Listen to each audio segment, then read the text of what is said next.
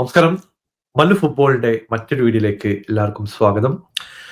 നമ്മൾ ഇന്ന് ഡിസ്കസ് ചെയ്യാൻ പോകുന്നത് Manchester United versus Nottingham forest മത്സരത്തിന്റെ വിശേഷങ്ങളാണ്.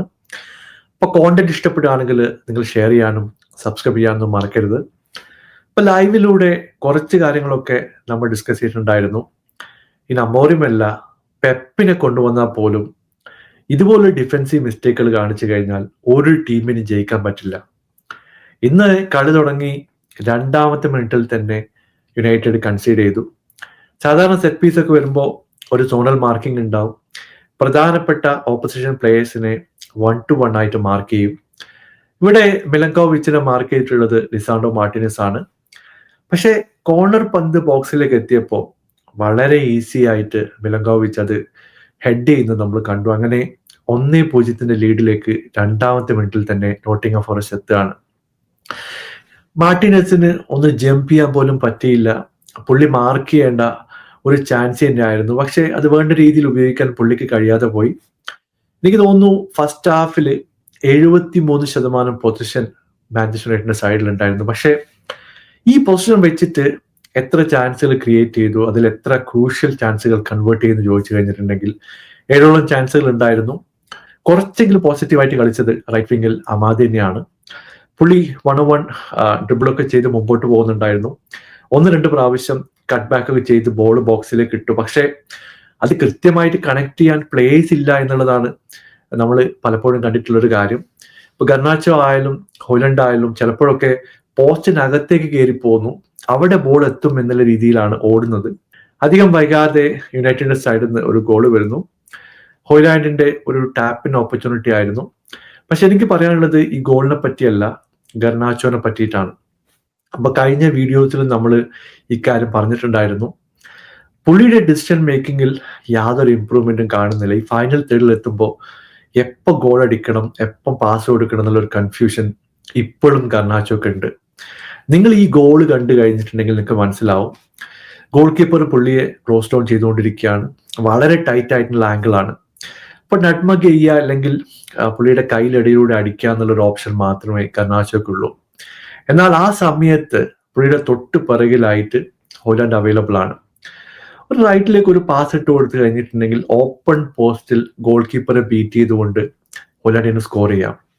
പുള്ളി അത് ചെയ്തില്ല. പുള്ളി ആ സമയത്ത് ഷോട്ട് എടുക്കുന്നു. ഭാഗ്യത്തിന് ഗോൾ കീപ്പർ കൈ തട്ടി ഡിഫ്ലക്റ്റ് ആയിട്ട് ബോൾ ഹോലൻഡിന്റെ കാലിലേക്ക് വരുന്നു. പുള്ളി അത് ഫിനിഷ് ചെയ്യുന്നു. സപ്പോസ് ആ ബോൾ മിസ്സാകുകയായിരുന്നെങ്കിൽ ചിലപ്പോൾ ആ ഓപ്പർച്യൂണിറ്റി തന്നെ കയ്യിൽ നിന്ന് പോകുന്ന കാര്യത്തിലൊരു സംശയവുമില്ല. അധികം വൈകാതെ ഫസ്റ്റ് ഹാഫ് അവസാനിച്ചു. രണ്ട് ടീമുകൾക്കും ഓരോ ഗോളുകൾ വീതമാണ് ഉണ്ടായിരുന്നത്. ഇപ്പോൾ ചാൻസുകൾ നോക്കിക്കഴിഞ്ഞാൽ യുണൈറ്റഡിന്റെ സൈഡിലാണ് പൊസിഷനും ചാൻസുകൾ ഉണ്ടായിരുന്നത്. സെക്കൻഡ് ഹാഫിൽ നമുക്കറിയാം ന്യൂനോ എന്തായാലും ടീമിനെ കുറച്ചുകൂടി ഇന്റൻസിറ്റിയോടെ കളിക്കാൻ വേണ്ടി പ്രേരിപ്പിക്കും. അത് തന്നെ സംഭവിച്ചു. കളി തുടങ്ങി 2-ാം മിനിറ്റിൽ തന്നെ ബ്രൂണോ ഫെർണാണ്ടസ് വളരെ ക്രൂഷ്യൽ ആയിട്ടുള്ള ഒരു പൊസിഷനിൽ നിന്ന് ബോൾ ലൂസ് ചെയ്യുന്നു. ഗിബ്സ് വൈറ്റ് ഈ സമയത്ത് മിഡ്ഫീൽഡിൽ ഉണ്ട്. പുള്ളിയുടെ സൈഡിലേക്കാണ് പാസ് പോകുന്നത്. ഗിബ്സ് വൈറ്റ് ഒരു ടച്ച് എടുത്ത് ബോക്സിന് പുറത്ത് വെച്ചിട്ട് ഒരു ഷോട്ട് എടുക്കുന്നു. ഒനാനയുടെ സൈഡിൽ നമ്മൾ എക്സ്പെക്ട് ചെയ്യുന്നത് ഇതുപോലുള്ള ഷോട്ട് എന്തായാലും ഒനാന സേവ് ചെയ്യും. വലിയ സ്പീഡിലൊന്നല്ല ബോൾ വിടുന്നത്. ഇപ്പോ പിച്ചിൽ തട്ടി ബൗൺസ് ആയിട്ട് വരുന്ന പന്താണ്. പക്ഷെ പുള്ളി റൈറ്റ് വിങ്ങിലേക്ക് ചാടാൻ വേണ്ടി റെഡി ആയിരിക്കുകയായിരുന്നു. ആ ബോൾ ഡിഫ്ലക്ട് ചെയ്ത് ബോക്സിനകത്തേക്ക് എത്തുകയും ചെയ്തു. 1-1 എന്ന സീരിയൽ നിന്നും 2-1 ലീഡിലേക്ക് നോട്ടിംഗ്ഹാം ഫോറസ്റ്റ് വരികയാണ്. അപ്പോ പല ആൾക്കാരും പറയാറുണ്ട് കുറച്ചുകൂടി ഡിഫിക്കൽട്ട് ആയിട്ടുള്ള ചാൻസ് ആയിരുന്നെങ്കിൽ ഞാൻ സേവ് ചെയ്ത് തന്നെ. ഈസി ആയിട്ടുള്ള ചാൻസ് എനിക്ക് സേവ് ചെയ്യാൻ പറ്റില്ല. അതുപോലൊരു മെന്റാലിറ്റിയാണ് നമ്മൾ ഒനാനയുടെ സൈഡിൽ നിന്ന് കാണുന്നത്. ഇന്ന് അത് മാത്രമല്ല, അതിനുശേഷം പുള്ളി കൊടുത്തിട്ടുള്ള ഒരു പാസ് കഷ്ടിച്ച് രക്ഷപ്പെട്ടതാണ്. ആ സമയത്ത് ബോൾ ഷോട്ട് ഓൺ ടാർഗറ്റിലേക്ക് എത്തിയിട്ടുണ്ടെങ്കിൽ അതും ഗോളായി മാറാനുള്ള ഒരു ചാൻസ് ഉണ്ടായിരുന്നു. പിന്നെ അവസാന നിമിഷം ഒനാന കാണിച്ചിട്ടുള്ള കാര്യങ്ങളൊക്കെ നിങ്ങളെല്ലാം കണ്ടതാണ്.